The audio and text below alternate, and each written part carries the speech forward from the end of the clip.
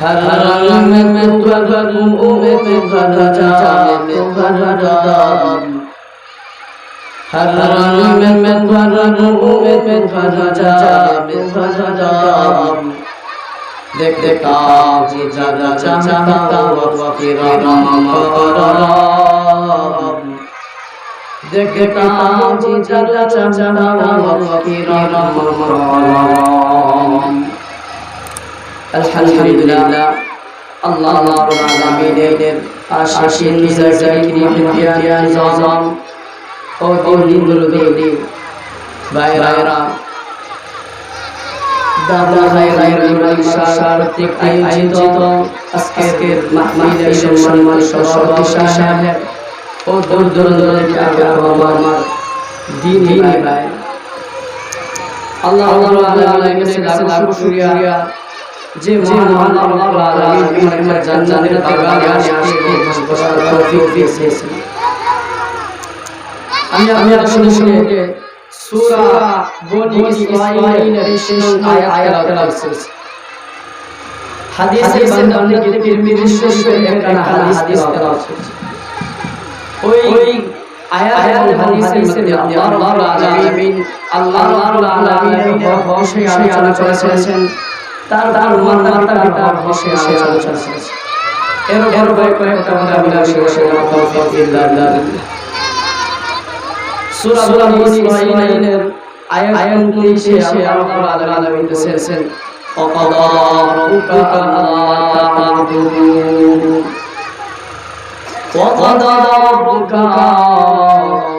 তোমার রব চূড়ান্ত সিদ্ধান্ত দিয়ে দিয়েছেন।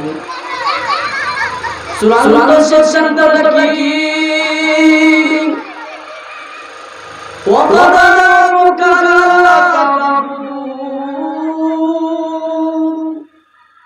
তোমার ইবাদত করো। আল্লাহ রাব্বুল আলামিন সিদ্ধান্ত দিয়েছে যে ইবাদত ওয়াকাদা রাব্বুকা আল্লা তা'বুদু একমাত্র চূড়ান্ত সিদ্ধান্ত হলো রবের ইবাদত। তারপরে আল্লাহ বলেছেন আল্লাহ লা না'বুদু ইল্লা ইয়্যাহু ওয়া বিল ওয়ালিদাইনি ইহসানা। রবের ইবাদত মাতা-পিতার সাথে সদ্ব্যবহার করো, সদাচরণ করবা। ওয়া বিল ওয়ালিদাইনি ইহসানা সদাচরণ করবা। আল্লাহ রাব্বুল আলামিনের পরিবারে বলেছেন وَقَضَى رَبُّكَ أَلَّا تَعْبُدُوا إِلَّا إِيَّاهُ وَبِالْوَالِدَيْنِ إِحْسَانًا إِمَّا يَبْلُغَنَّ عِندَكَ الْكِبَرَ মাতা-পিতাকে তোমার একজনকে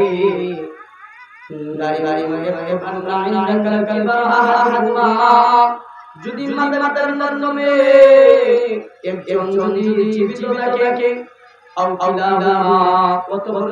উভয় জীবিত থাকে তাহলে তাদের সাথে কেমন আচরণ করবা?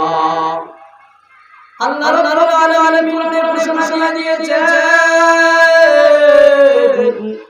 কেমন আচরণ তোমার মাতা-পিতার সাথে করবা। আল্লাহ বলেছেন ইম্মা ইয়াবলুগা ইনদাকাল কিবারা আহাদুহুমা আও কিলাহুমা ওয়ালা তাকুল্লা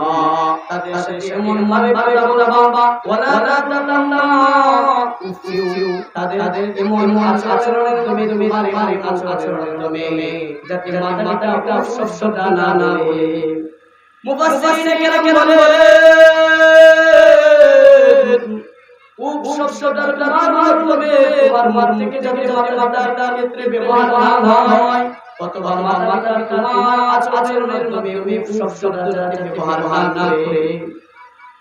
ওয়ালা তাকুল্লাহুমা ফিউ ওয়ালা তানহারহুমা আল্লাহ বলেছেন ওয়ালা তানহারহুমা মাতাকে ধমক দিতে পারবা না, ধমক দিতে পারবা না। ওয়ালা তানহারহুমা ওয়া কুল লাহুমা কাওলান কারীমা কেমন ভাবে মাতা-পিতার সাথে আচরণ করবা। ও দুনিয়ার ইমান আল্লাহ জানিয়েছে কাউলাল কারিমা মাতার সাথে ব্যবহার করুন সম্মানজনক কথা বলবো মাতার সাথে ওয়াকফিদ লাহা জানাহা মিনার রাহমাহ এবং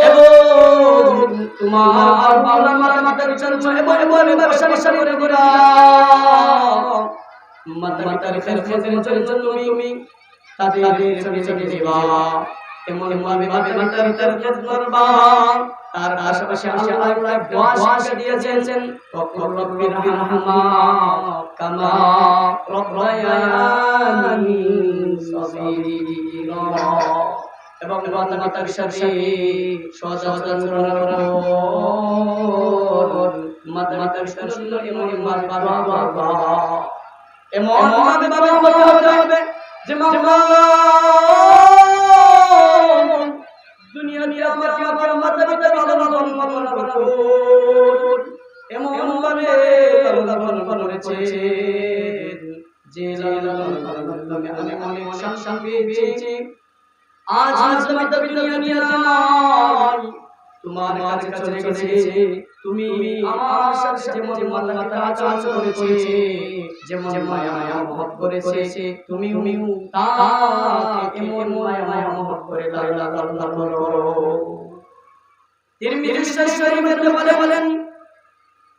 রিদা রাব্বি ওয়া রিদা ওয়ালিদাইন ওয়া সাখাত রাব্বি ওয়া সাখাত ওয়ালিদাইন মাতার সন্তুষ্টি আল্লাহর সন্তুষ্টি আর মাতার সন্তুষ্টি আল্লাহর সন্তুষ্টি আল্লাহ রাসূল এক হাদিসে বলেন ইন্নাল জান্নাতা তাহতা মিন মাহাত মার পদ রয়েছে সংসারের নেমে যদি বেহেশত যেতে চাও মাতার সাথে ব্যবহার করো সদাচরণ করো যদি সদাচরণ করো তাহলে তুমি আল্লাহ জান্নাতে যেতে পারবা আল্লাহ রাসূলের এক সাহাবী নবীজিকে জিজ্ঞেস করে নবীজি আমার মাতা আমার কেমন আল্লাহ রাসূল বলেন হুমা জান্নাতুকা ওয়া নার তোমার মাতা হলো তোমার জন্য জান্নাত এবং জাহান্নাম কিভাবে আমার মাতা পিতা আমার জন্য জান্নাত এবং জাহান্নাম এটা ব্যাখ্যা করেছেন যদি তোমার মাতার সাথে সদাচরণ করো সদাচরণ করে যদি যেতে পারো তাহলে আল্লাহ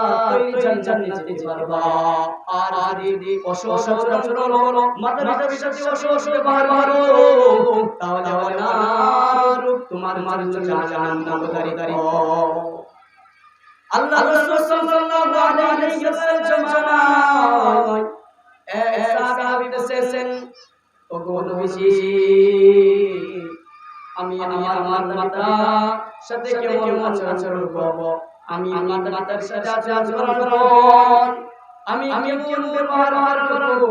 ওই ব্যবহার কেমন হতে হবে আল্লাহ রাসূল সাহাবায়ে কেরামকে শিক্ষা দিয়েছেন যে সমস্ত হকের মাধ্যমে মাতার হক আছে কোন হাদিসের মধ্যে সাত জিনিসের বলেছে এর মধ্যে একটা মাতা পিতার মাতা পিতার সাথে সদাচরণ দেখলে কেমন পরিণাম হবে বাইজিদ ইসলামী রাহমাতুল্লাহি আলাইহি একদিন তার কাছে আমার সংসার আমার জন্য এক গ্লাস পানি আসো বাইজিদ ইসলামী রাহমাতুল্লাহি আলাইহি মার কাছে অনেক গ্লাস পানি আসে দেখে সাথে করে নিয়ে গেছেন সারা রাত মার পাশে গ্লাস পানি দাঁড়িয়ে রয়েছে সকলেরা সকাল হয় ওই সময় মা জাগা হয়ে দেখে বাইজিদ তার পায়ের কাছে দাঁড়ানো তার মানে দোয়া করলেন ও মাওলা ও আমার মালিক আমার সন্তানকে তুমি অনেক অনেক ভালো ভালো বানিয়ে দাও আল্লাহ তাআলা এই মাতার দোয়ার করতে আজকে কোন মানুষ বাকি নাই যে ভাই ইসলামী রাহমাতুল্লাহি আলাইহি ছিলেন না মাতা পিতার সাথে সবার বারনে কেউ হয় মুসা আলাইহিস সালাতু ওয়াস সালাম জামাই দেখছিল মুসা আলাইহিস সালাম আল্লাহর কাছে বললেন আমার সাথে কে জান্নাতে যাবে জান্নাতে আমাকে সেই হবে আমি কইরা কি চাই আল্লাহ তাআলা জানেন মুসা তুমি যাও বাজারে যাও বাজারে যাওয়ার দেখতে মনে কষাই আছে ওই সেই তোমার জান্নাতের তোমার সাক্ষাৎ হবে দেখলো ওই কষাই সে বিক্রি করে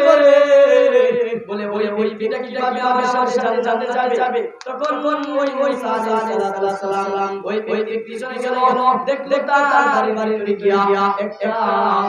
পুতলা থেকে তার মাকে বেরল মাকে সুন্দরভাবে বুঝিয়ে দিল মাকে সুন্দরভাবে বুঝানোর পর সুন্দরভাবে কানাইলো কানা আবার মাকে সুন্দরভাবে এক জায়গায় রেখে দিল তখন বলল তোমার মা কি আমি জানতে চাই তখন বলে মুসা আমার শুনো হয় আমার নয় আমার যে আমার মরা মুসা আলাইহিস সালাম ডাক দেওয়া জানি ওই আল্লাহর কাছে পছন্দনীয় যে আমার কারণে আল্লাহ তাআলার রাসূল আমি নবী মুসা তোমাকে জান্নাতে দিবে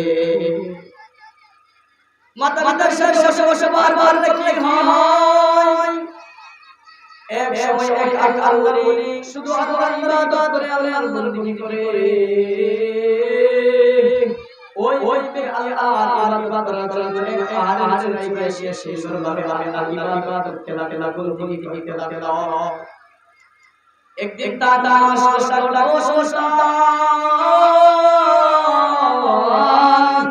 আমি তোমাকে ডাকছি আমার ডাকে দাও ওই ব্যক্তি আল্লাহ বলেন আল্লাহ দেনে ছিল নামাজ অবস্থায় ছিল নামাজ তখন ওই লোক আমার ডাকে সারা বারে না চিন্তা করে আমি আমি নামাজ পড়ছি আমি মা ডাকে সারা দিব এভাবে আরেকদিন মা চলে গেল আরেক দিন আসলো বলতেছে আমি তোমাকে 2 দিন যাবত ডাকছি তোমার ডাকে সারা না তখন ওই শয়তান আবার এই আল্লাহর নামাজ তো পায় তার মা চলে গেল তৃতীয় দিন আবার আসলো ডাকতেছে ও শয়তান একদিন নয় 3 দিন যাবত আমাকে ডাকছি তোমার ডাকে সারা নাই কেন ও শয়তান জানিও আমার ডাকে সারা দেওয়ার কারণে তোমাকে আমি মনে বদ্ধ দিয়ে দিলাম যে তুমি মরার আগে এমন একটা মহিলা সব প্রেমের মধ্যে হয়ে যাও ঠিক মনে রেখে গেল ওই আল্লাহর তখন হঠাৎ ওই দেশের মানুষ ওই আল্লাহর ওলির সাথে মহিলাকে দিল বলে ওই আল্লাহর ওলির সাথে যদি কর্ম করতে পারে তোমাকে পুরস্কার হবে তখন ওই মহিলা একদিন যাই দুই যাই তো আল্লাহর তার দিকে করে তাকায় না এমন অবস্থায় ওই মহিলা এক আকাশের সাথে যোগাযোগ হলো তখন ওই মহিলার সন্তান এসে গেল তখন বলতেছে ও মানুষ